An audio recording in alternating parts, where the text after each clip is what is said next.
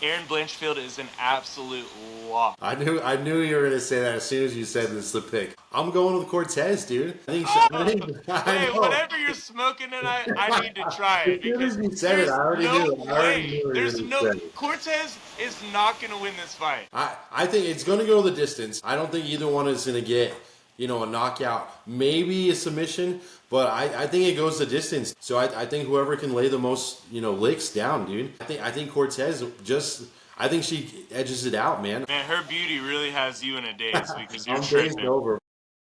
All right, welcome to Mic'd Up and Misinformed. I'm your host, Mr. Webbs LV or Lunch Money, and also we have Mad Dog.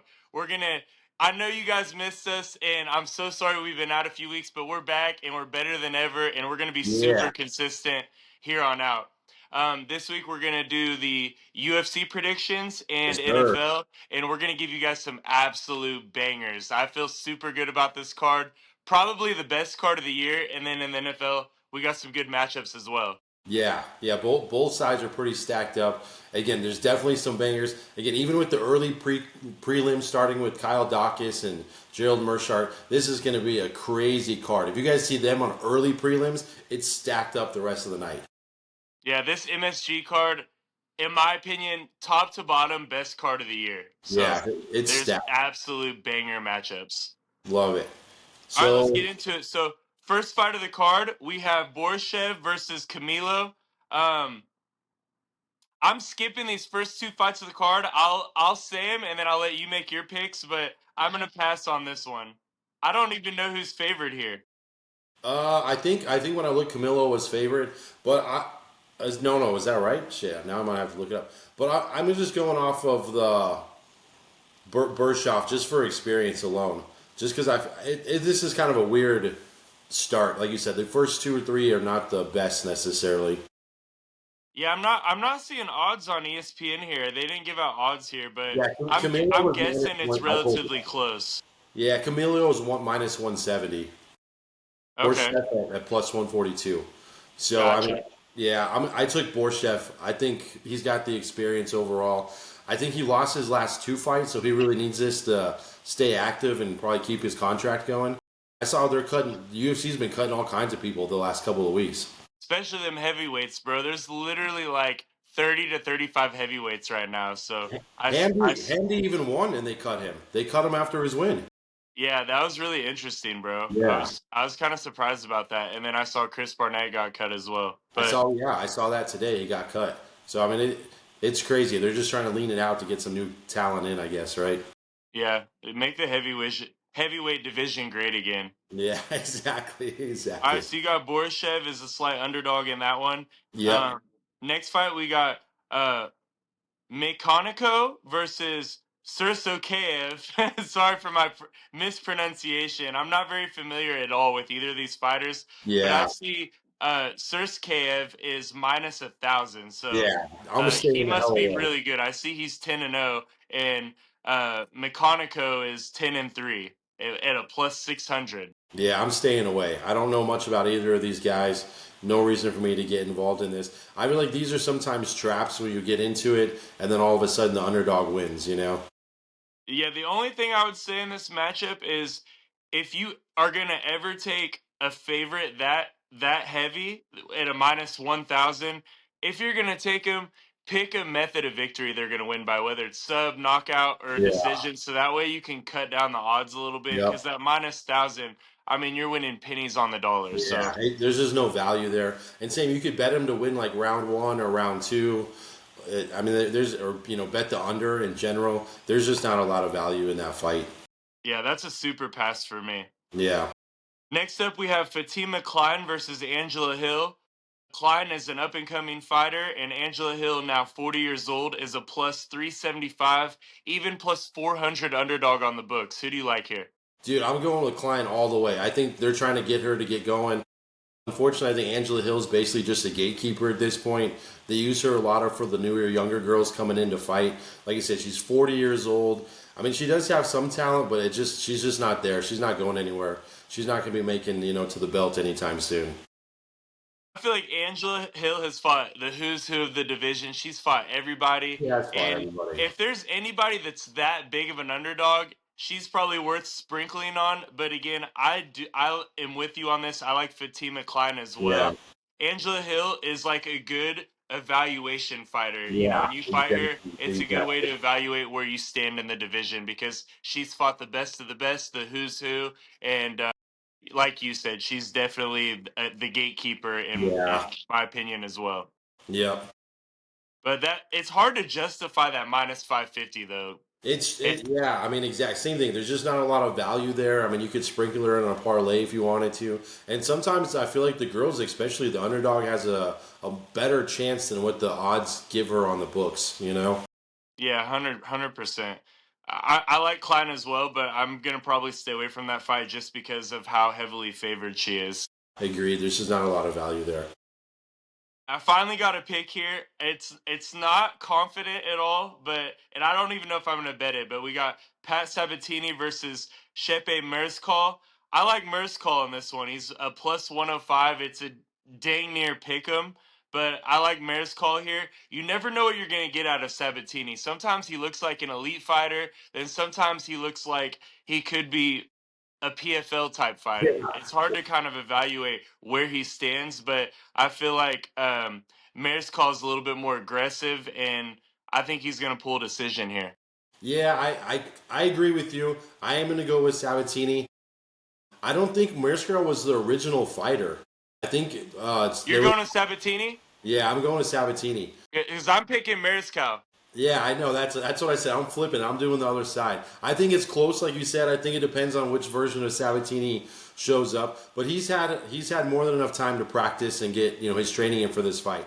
He's not coming in short notice or anything crazy. Where I think Merskal is coming in a little short notice. I don't think he was the original fighter for this matchup. Interesting. I'm not sure, to be honest with you, on this matchup, but I would say I like Merzkal as a slight underdog, and I like this fight to go the distance. Well, I like the distance for sure. And a lot of times when these fights are close, they typically go the distance. Yeah, for sure, man. All right, next up we have Kyle Dawkins versus Gerald Mearshart. Mearshart is an old vet, nasty submission game. He's a plus 350. Dawkins is the younger fighter here. He's back on. He just won his last fight, and I think he's back. He's a well-rounded fighter. I like Dawkins in the spot. I like Dawkins to for sure win. But it's hard for me again to justify a heavy favorite at minus Yeah. 500. That's pretty hefty. I will say if you're taking Mearshart, take him by submission because that's the way he wins fights if he I does love pull it it. off. Love it. I agree. I think it's almost like what we just said with Hill. It's you see the younger fighter coming up. They're trying to give him a good shot here. Dawkins is in a good position, like you said, and I think Mearshot. I don't know if he's quite 40 yet, but he's definitely close if he's not already there. Yeah, he's up there in age. You know, he's got a lot of mileage on him, and he's another good fighter to to kind of evaluate where you stand in the division. He's fought Um, everybody. He's fought I kind of everybody. like Dawkins by knockout here. I think he Yeah. could get a knockout. I would say knockout or decision, but if you are going to take the underdog, which I'm never mad at anybody taking a dog, take Mearshart by submission if you are going to take him. So Mearshot by submission is plus 600, and Dawkins by KO or TKO is plus 170. So you could even sprinkle on a little bit on both. Yeah, I don't mind that at all. I would say yeah, knockout or decision for Dawkins all day. I feel pretty confident about that. And then the next one, dude, Malcolm Wellmaker versus Cody Hayden. I definitely like Malcolm Wellmaker here. This guy is a beast. He'd be knocking everybody out. I think he won with the back spinning fist last fight. I mean, I this think guy, his last two or three fights he's won in the first round. yeah. I mean, He's nasty, bro. he's nasty, and it's only at minus 165. So I mean, that's a great freaking value bet right there. That's definitely one of my picks of the night. Okay, I'm with you. I like Wellmaker as well. I do want to know. I thought it was super cool. I saw this interview on MMA Junkie today about Cody Haddon or Cody Hayden, however you pronounce it. Um, he was saying that nobody in the division wanted to fight Wellmaker, and he's like, "Man, I'm willing to fight anybody. You know, I believe Love it. I believe in my skill set. I believe I can beat anybody in this division. So I'm willing to take this fight. And I know Dana loves guys like that. So Yeah.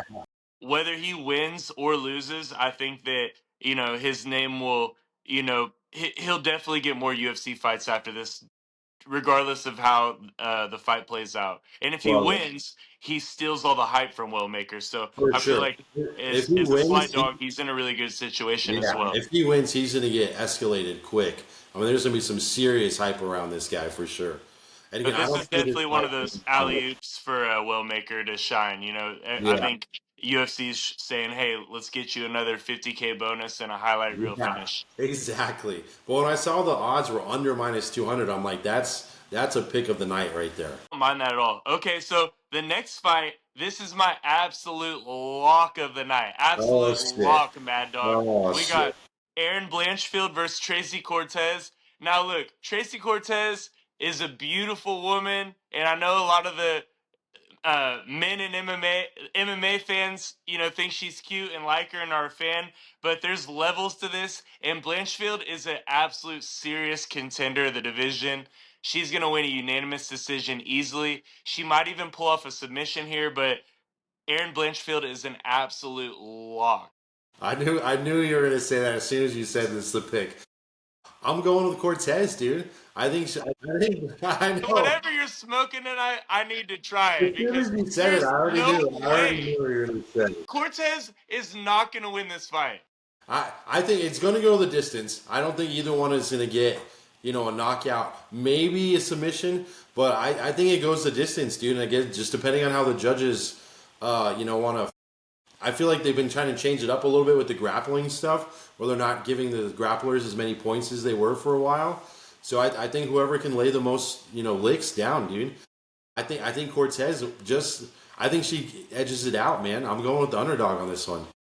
Man, her beauty really has you in a daze because you're I'm dazed tripping. over, bro. No, I can't say no, I'll man. never hate on an underdog pick, but this is how I see the fight playing out. If it's standing the whole time and Cortez magically, which is not going to happen, if she magically stuffs all the Blanchfield's takedowns and keeps it standing and it's like a boxing match or kickboxing, I could see Cortez maybe winning like a split decision. That's her path. But I with think Blanchfield, I'm seeing her ragdolling Cortez, taking her down over and over and over. I think she's going to get like 8 takedowns in this fight. She might submit her late in the second or third I, round. I could If see that. not, wins the unanimous decision. But I just see um, 2 or 3 paths to victory for Blanchfield versus Cortez winning that split decision by magically staying on her feet and keeping it a striking I think that's match. how it goes, dude. Like I said, I think she could submit her. I think there is that chance of the submission, but I think they just this fight they haven't been scoring the grappling as heavily as they were the last cards previous. The last two, it seems like they cut back on those points a little bit because sometimes you're not causing damage, just grappling and hold them against the cage and laying on these people. So I Isn't think, that the most annoying thing when wrestlers just lay on you the whole time? yeah, They lay and pray and yeah, then get that decision win. Like I can't stand when they're not doing damage. Like if you're I- just taking down an opponent, I respect the takedown, yeah, but if yeah, you're not doing anything with that, I think the ref should stand them up a lot yep, faster because agreed. oftentimes wrestlers take down their opponent, they put their face in their belly or their Yeah, chest and and they're just just lay there. holding them for dear life, but no damage or fight is Yeah. taking place. It's just like a lay and pray. I think that's why they. I noticed the last two cards they weren't scoring that nearly as high as they were, and I think again if you could take that path to victory and collect your check, why wouldn't you? I mean I'm not upset at the fighter for taking the easy route to get the win, but it's not entertaining, right? There's no value in that sense for the fans. And again, I agree. If you're not trying to submit or you're not trying to change your angle, you should get stood up and just go for it again. Bro, if Cortez wins this fight, especially by like a split decision, if she wins in general, I will, dude, I'll wear a tutu, I'll wear a diaper or something. Like, We gotta come I up with feel a good so side bet. confident We gotta there's come up with a no good way she side bet. wins. I think she gets edged out here. Okay. Hey, we got to make a fun bet on that too. And also, if we do bet, like, personally, you got to have the advantage because you are taking the underdog too. Yep. So I'll make it friendly for you. All right. So next fight we have Gregory Rodriguez RoboCop versus Roman Kopylov. RoboCop is a -180, where Kopylov is sitting at a +150. Who do you like? I don't know, man. This is kind of a tough one, dude, because I feel like both of these guys are bangers, man. Someone's gonna get knocked out. I think it just whoever catches who first. I'm gonna lean towards Rodriguez because I think he's just got those fucking hammer fists, man. I think it's just whoever catches who first, dude. Whoever can get inside and just I don't know. It's weird, man, to say that, but I think it's more of a 50-50 fight. I'm surprised the line isn't a little bit closer, but I think Gregory Rodriguez gets the finish. Whew, I'm with you on this, to be honest with you. I originally probably would have taken Kopylov, but the way that he performed against Paulo Costa, I Yeah, was like, man, Paulo Costa, dogged him out and got the best of him. And unpopular opinion maybe, but I think Rodriguez could probably knock out Paulo Costa or beat I him. And I would take oh for sure. RoboCop in a fight versus Costa, in my opinion. Yeah, So I definitely. think on Rodriguez's side here, you have the aggression on his side, you have the power on his side. The only thing I'll say about Kopylov, his advantage here is I think his IQ is a little bit higher. Sometimes RoboCop gets a little bit carried away in his fights and gets a little over too aggressive, and And he and can get he caught. blows the gas tank, or his IQ kind of goes out during fights chasing that finish. So if that happens, I see Kopylov like maybe getting a late knockout, but other than that, I think the power's on Rodriguez's side, and I got to go with the aggressor here. I'm going with Yeah. Rodriguez as well. Yeah, agreed. I think Rodriguez is gonna. I think it's an N and a KO either way, but I think Rodriguez gets the win. Just the power alone. Yeah, I think it's either Rodriguez like in the first two rounds maybe, or Kopylov like late in the third when Yeah, Rodriguez gasses himself out chasing the finish. I love it. All right, next fight we got. This is another lock of the night. I'll give you a parlay later, but lock of the night we got Bo Nickel versus Rodolfo Vieira. Nickel's at minus 235. He got pumped out in his last fight versus RDR. Being a pretty good sized favorite in that match. Yeah, Vieira is a plus 190 here. He has a nasty submission game, but Bo Nickel, I think he avoids that and wrestles them to death. And I think he's going to be a lot smarter this fight because last fight he yeah. tried standing a little bit too long with RDR and he ended up getting caught with that knee and KO'd. Deteriorating from there. Yeah, But I like Nickel here. I think he has more paths to victory. The only way Vieira wins, in my opinion, is by submitting Nickel, and I just don't see it. 100%. I mean, who doesn't like Bo Nickel? He's got the wrestling background. He has all the grappling stats. Like you said, the only way I could see him is if he gets caught in some submission somehow. And again, anything's doable. Like you said, I think he's got to really come back after his last fight. He's got to show that he's still going for the belt. He's the top dog in this division.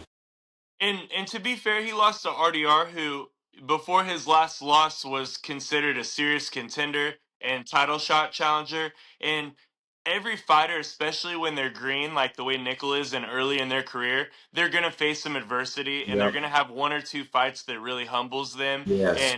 and puts them like back to the drawing board and back to training Yes. and I think it was just a great learning lesson for him. I still think Nickel's a contender.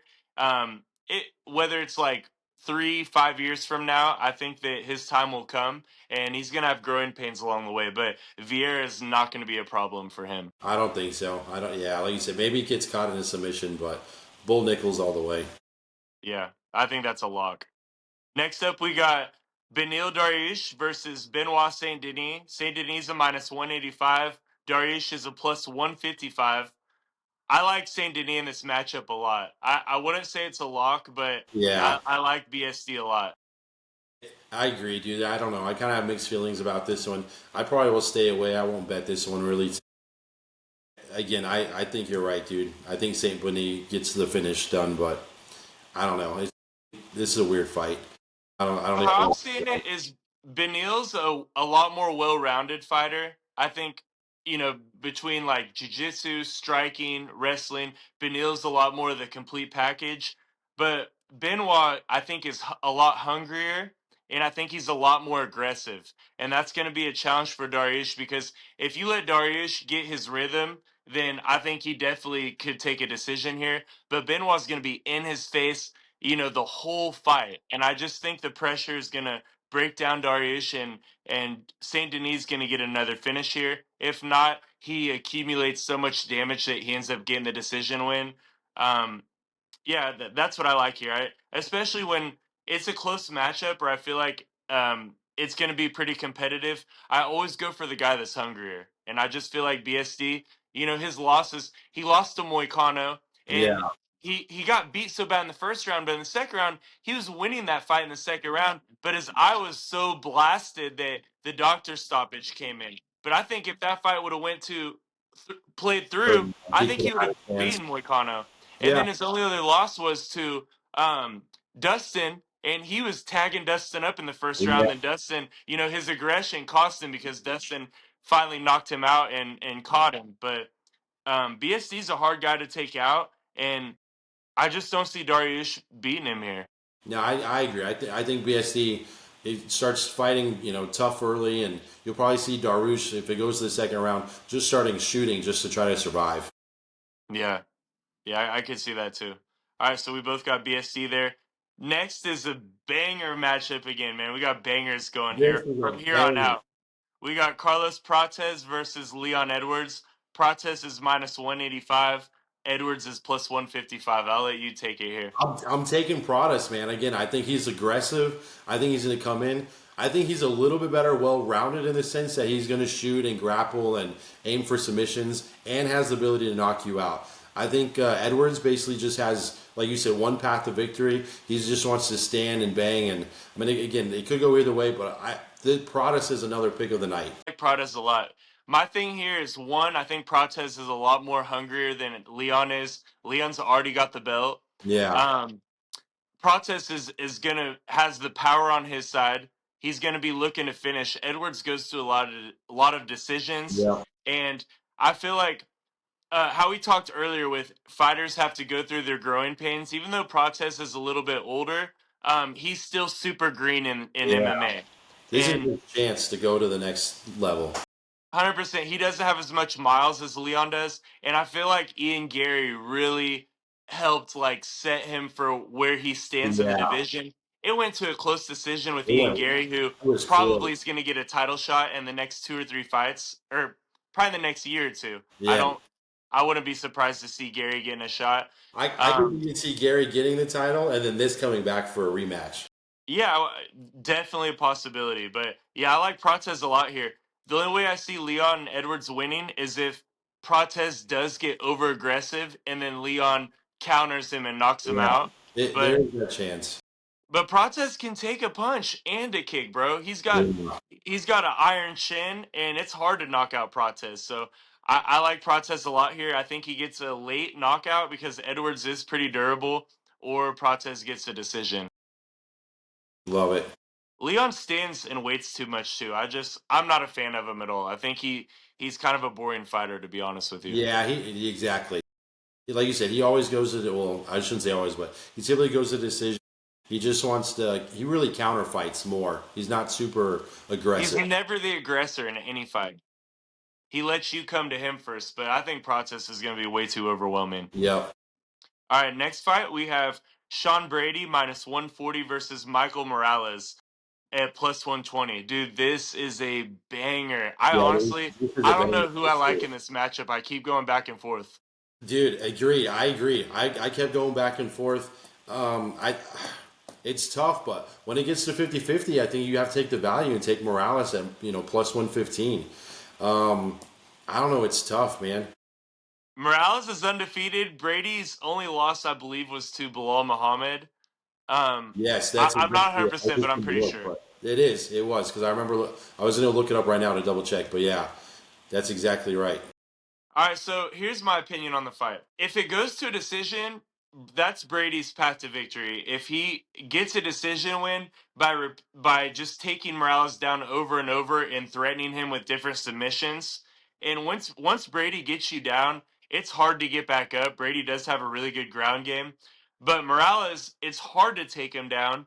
He has the power on his side, and if for any reason it stays striking, I like Morales as well. So I Morales feel has 13 knockouts for his dude, 18 wins. he's nasty, 13 bro. knockouts, yeah. He's nasty. So my first lean on this fight was Brady by decision. I think if you're gonna take him to win, that's the path right there. But Morales could win multiple ways. Yeah. So uh I'm so torn on this. If I had to make a pick and I couldn't say pass, I would say Brady decision. But I will also tell you I'm super uncomfortable saying it. Yes, exactly.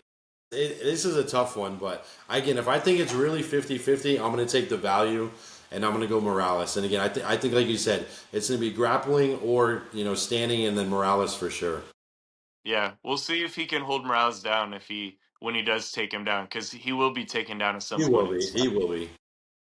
But yeah, it's a banger. The only thing Brady also has the advantage of is a stronger resume.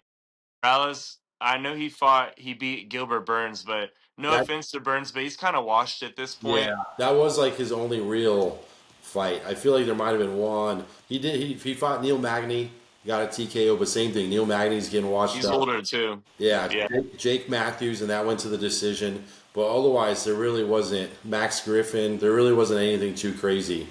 Yeah, resume goes to Brady here, but yeah, that's a banger matchup. Like that, I would just stay away from that fight if you're a casual and you don't have any opinion on who you like more. All Right? And Brady's right, famous too. next up we have one of the best women's title fights ever. We Ever. have Ever. and also I want to say this too, not to be negative because it's still going to be a great fight, but both these fighters are at the end or a little bit out of their prime. But we Yeah. got Valentina Shevchenko versus Zhang Weili. Weili is a +10 underdog. I'm taking the dog in this matchup, bro. 100% taking the dog in this matchup.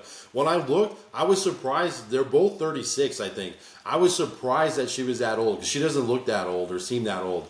And No. she fights super aggressive. She's going to come in. I think she's going to overwhelm Shevchenko. I think she's, like you said, at the end of her career, this is her last real chance, to stay on top. But I think it's time to pass the card over. Valentina is such a technical fighter. She's been winning her last fights. I think her last fights have been super close. She wins by decision. She's not really a finisher anymore, and I don't know. I think her age has really shown in her last fights. Versus and then Wei Li, she's dominant. She wins dominantly. And the last time that I remember her losing, Rose Namajunas, I can't say her last name, but Yeah. Rose had knocked her out with a leg kick, and that Yep. was as lucky as Leon knocking out Usman. I Yeah. just feel She like that has was the head kick. such a lucky shot. And respect to Rose, but Wei Li has looked like a monster since. And She's a monster. looking at this matchup, they're both technical. Valentina might be a little more technical, but Wei Li can go 5 rounds easy as well. Yeah. And she's going to be way more aggressive. And I see her path to victory. She can win by knockout, Yep. submission, or decision here. And I only see Valentina winning by a decision. Yeah, I agree, dude. 1,000%. I think she's just so much more, dominant in general. Basically, she's going to come in here. This is going to be a banger, but I think she's going to come in here and just be super aggressive and just overwhelm her, dude. Yeah, I would I think don't that see Valentina Whaley winning this. mixes in the takedowns a lot too throughout the fight. If Valentina, her path, if she can stuff the takedowns and keep it standing and boring and keeps her to distance, that's her only way to win. But Whaley's going to be in her face all night. And I think Yeah, with the magnitude of this fight being at Madison Square Garden, and this is a legacy fight. This is arguably for the GOAT of women's MMA. Outside of Amanda Nunez, yeah. these two are the next two. Which You I could throw Ronda Rousey in there too for goats, but yeah. these two and Amanda are the goats of women's MMA. And Welly beat Amanda Loomis not that long ago. She beat Amanda Nunez. Yeah, three Oh, fights ago. I didn't know that. That's crazy. Yeah, so that's all. This girl's unbelievable, man. Yeah, I went to a 5 round decision in Wow, 23. So that was 2 years ago. But dude, Whaley might get a finish here. I gotta look at the odds, bro. But dude, you can get really good value here. If you like lottery picks or lottery type tickets, but I like Whaley to get a finish in rounds 3, 4, and 5. let's see if it'll pull up quick.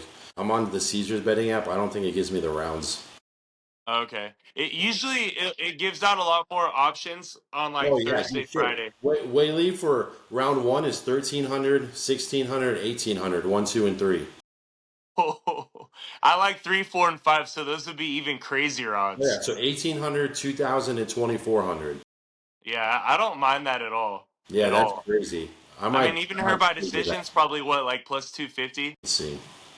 Sometimes I don't like this app, dude. Because I don't think Valentina's going to get punked out like that. Like, I don't see her getting out in the first 2 rounds, but I think Whaley could break her late. Oh, Lee, what did you say? Decision? Whaley by decision plus 165. I would have Oh, thought it that's was a little bit more. less than I thought, but still, I mean, you're Yeah. getting plus money, so I don't mind it at all. So I'll just take her at plus 110 straight up then and not let her win however. Facts, bro, facts. I got nasty parlay. I'm excited to give some bets out after I this. get it. By All right, KO, next what up. do you mean by KO is plus 650? Wow, that's some juice right there. Yeah. All right, last fight of the night, right? Last fight, another big time title fight. We got Islam Makhachev versus Jack Della Maddalena.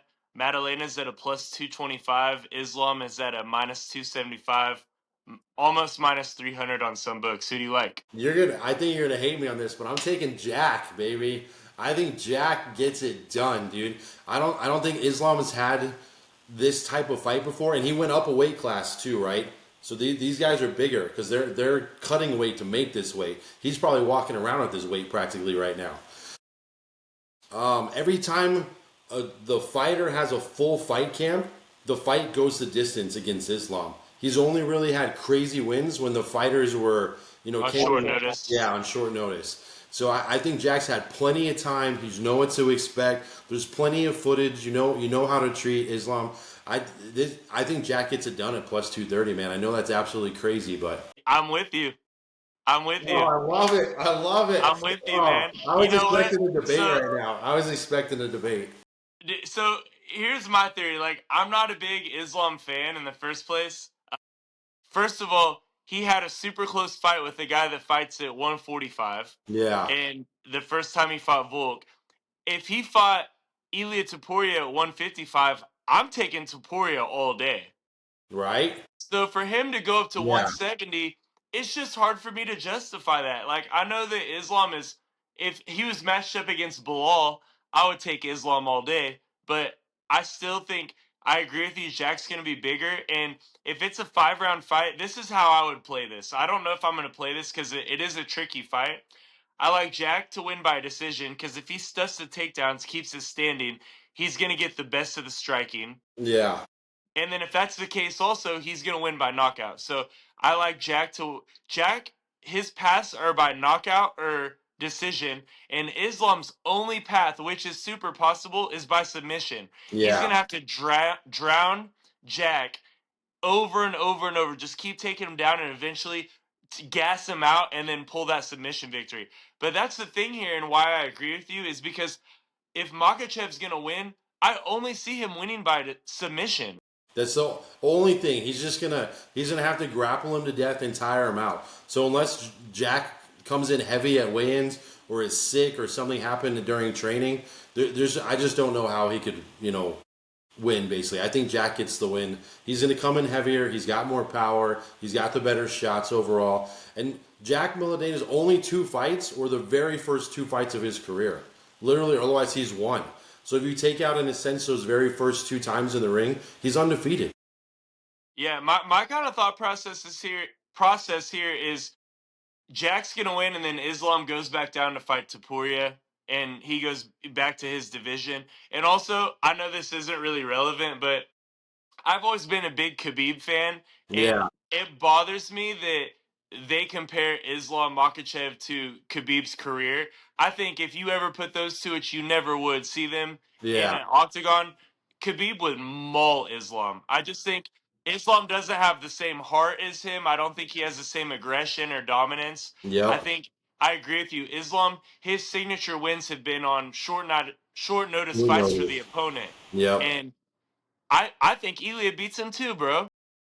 Yeah, I mean, even Dustin took him to the 5 rounds or to the 100%. I mean, Dustin got submitted pretty late in that fight, yeah. but Dustin was looking pretty darn good. And He was, I'm dude. pretty biased, but sorry, Jack and Ilya would both dominate Dustin in my opinion Yeah, too. agreed. Exactly. Now that So would be a banger too to see, but if the odds here were a little bit closer, then I would maybe be more on Makhachev's side. But with a plus 225. to a bigger guy with a full camp who's How the can you current say no? champ, How it's can you hard to say no? not take that, Yeah. bro.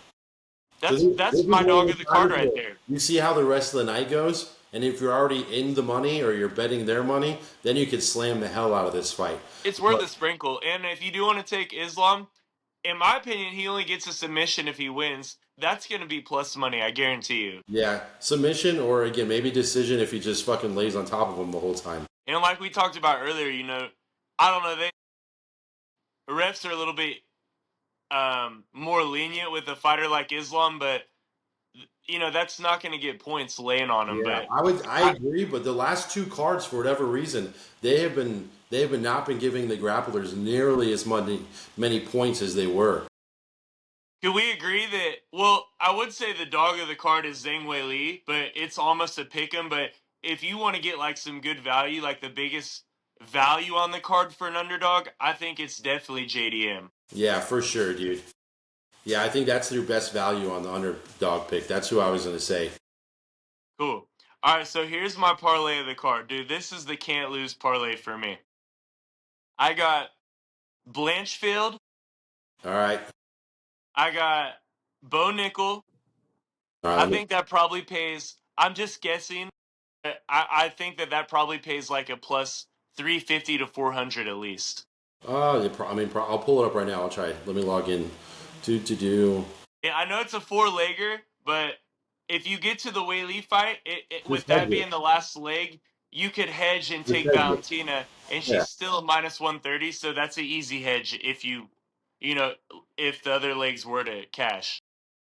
All right. So say it again, dude, because I know I All missed it. right, I got you. Blanchfield. Blanchfield, Yep.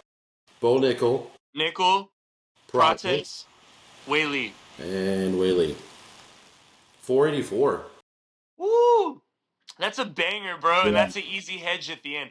I Love would it. even be greedy and hedge Valentina by decision at the end for like maybe, let's say if I put 25 bucks on the ticket, I'd probably put maybe 20 bucks on Valentina by decision if I got to the last leg. Yeah, then you're guaranteed money, basically. So that's what I'm thinking. The only person that could mess up that parlay, in my opinion, is Leon Edwards if Protez gets too aggressive, but I love Blanchfield and Nickel. I think they're absolute locks, and I know you like Cortez in that, but yeah, that's what I Yeah. like. I like you said, more than likely it's probably Blanchfield, but I do like Cortez, dude. I think she I can't might. be mad at an Yeah, underdog pick there, yeah. bro. I think she might get a little bit more aggressive on the stand up, but I don't know. We'll see what happens, dude. And What's your then parlay? What do you take? What's your so nasty parlay? I didn't do a parlay, but I was gonna pick Pat Sabatini 1 unit. If he wins, then that's it. If he loses, I'll go bet Malcolm for 2 units, and then if he loses, then I go and bet Carlos Prates for 4 or 5 units, depending on how much I'm down, and then that's it. Okay, I like the method. I like that we did a little bit differently too. Yeah, that I'm telling you, dude. Since I've been doing that this year, I literally have not lost one. Because I always can get 3 really good picks at minus 200 or less, obviously on the odds. And if the first fighter wins, that's it. I might sprinkle a little bit on a few other fighters just for entertainment value, but that's where my big bets are going. Yeah, I like it, bro. And I know I'm not on the Sabatini side, but I think Willmaker definitely cashes. And depending on when you hear this podcast coming out, I will say that Willmaker, his fight is one of those fights where I definitely could see him going from a 150 to minus 250, minus Yeah, 275 by time fight night comes, because on Friday night and Saturday morning throughout the day, that's when the public chimes in yeah, and bets a whole bunch of money, and yep, all the lines start moving. I think Nichols' line moves a lot. Willmaker's line will move a lot, yes. and yeah, those are the main ones I think Yeah, move quite a that's a bit. little bit of the problem with doing that martingale method because, like you said, I'll get the first fight in early because I can bet it now and then wait till the fight night. But by the time it gets closer or after that fight, the odds will move up, especially on some big, good favorites. The odds will really creep up crazy. So that's why I said I might have to bet 4 or 5 units on Pradas depending on how much I'm down. It's hard with MMA, bro, because like for certain fighters, you know that tons of money's going to come in on them. So it's Yeah, like, in a way, good to get your bets in early on certain yeah, fighters. But the kryptonite of that is like Thursday, Friday on weigh ins, if the guy you bet on or woman you bet on Yeah. weighs in like crap and Yes. you find out they got an illness or sickness Yeah. while cutting weight, then you're like, oh crap, I Yeah. can't believe I put that bet in early. So it could go either way with that. It's kind of a hard thing, especially with MMA, because these fighters are all cutting significant weight for their fights. Significant weight. So I had my lifting competition in Hawaii last week, right? By the time I traveled and got to Hawaii, we traveled Friday. We got there really late Friday night. Saturday night, I weighed in at 285, and I had to weigh in at 275 to make my weight. So on Wednesday, I was in the sauna for 4 fucking hours, sweating it out so I can make 275 weight class. So how did you do that? Can you explain to them, like, because like when I go in the sauna or the steam room, I mean, sauna for example, I probably can do like maybe 25, 27 minutes before I need to get out and get some water. Or if I have a cold water, I can stay longer. But how did you work in 4 hours? Like, what's your process with that? So the idea is to really kind of preload water before you have to really start to cut, so your body will like willingly give it up. If you go in dehydrated, it's going to take even longer to sweat it out. You know? And now part of it was the bloat. So like the morning on Wednesday when I woke up and weighed in, I was 284, so I only had about 9.5 pounds to cut. Like you said, I try to go in for about as long as I can to start, which is about 25, 30 minutes. I'll go out for like maybe 5 or 10 minutes, and then I'll go back in. But after like the first hour, I'm doing like 15 minutes in, 5 minutes, 15 minutes in, 5 minutes, and then I'll take like a 15-minute break out. And then I'll go back in and try to do 15-5, 15-5, and then a 15-minute break. You just sucking wind, dude. Now, I wasn't at like my local place. I have a sauna at home, so I can cut weight here when I'm lifting locally. But at that, I had to go find a gym that had a sauna. They didn't have a scale in the locker room, so every time I wanted to go check my weight, I had to get fucking dressed in dry clothes, go to the scale out into the room where everyone's lifting, and then go back in and change back to my wet ass clothes, get back in the sauna. It was kind of a pain in the ass. Pass out just walking to the scale after coming out of It that. was rough, bro. It was rough. And then I had to drive from the gym 25 minutes back to where the meet was being held.